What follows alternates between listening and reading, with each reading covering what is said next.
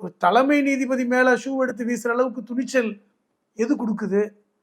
இப்போ மதம் கொடுக்கின்ற அந்த மதம் பிடிக்கின்ற நிகழ்வு ஏன் நடக்குது? பிரதமரே ஃபோன் பண்ணி நீங்கள் ரொம்ப அமைதியாக இருந்துட்டீங்க, பொறுமையாக இருந்துட்டீங்க, இதுக்கு மேலே கோவப்பட்டுறாதீங்க அப்படின்னு சொல்கிற அளவுக்கு நடந்தது என்ன? இப்போ இதையும் இந்த சம்பவத்தை நீங்கள் ஒப்பிட்டு பார்க்கணும்.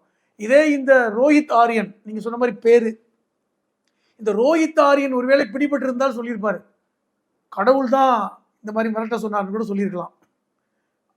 அவர் என்ன சொல்கிறாரு, நேற்று நீங்கள் சொன்ன மகாராஷ்டிராவில் அந்த ஒரு முக்கியமான நகரம் மும்பையில் ஒரு அந்த இளைஞர்களுக்கான நடிப்பதற்கான தேர்வு, மாணவர்களுக்கு குழந்தைகளுக்கு நடிப்பதற்கான தேர்வு நடக்கின்ற ஒரு இடம். அதில் தேர்வு நடந்து கொண்டிருக்கும் பொழுது அங்கு சென்றவர் தான் ஒரு 17 மாணவர்களையும் 2 பெரியவர்களையும் பிடிச்சி வச்சுட்டு துப்பாக்கி முனையில் கடத்தி இருக்கிறார் என்கிற செய்தி அந்த பெற்றோர்களுக்கு லேட்டாக தான் தெரியுது. ஏன்னா எல்லாம் வெயிட் பண்ணிட்டு இருக்காங்க. இது ஒரு ஆடிஷன் நடக்குது. நூற்றுக்கணக்கான குழந்தைகள் போய் கலந்துக்கிட்டாங்க. பெரும்பாலான குழந்தைகள் வந்துட்டாங்க. ஒரு 17 குழந்தைகளை காணோம். அங்கே மேலே இருந்து பார்த்தால் குழந்தைகள் கூச்சலிடுறாங்க, கண்ணாடியிலேருந்து கத்துறாங்க. அப்போ தான் தெரியுது ஒரு துப்பாக்கியோட இவர்களை கடத்தி வைத்திருக்கிறான் என்று.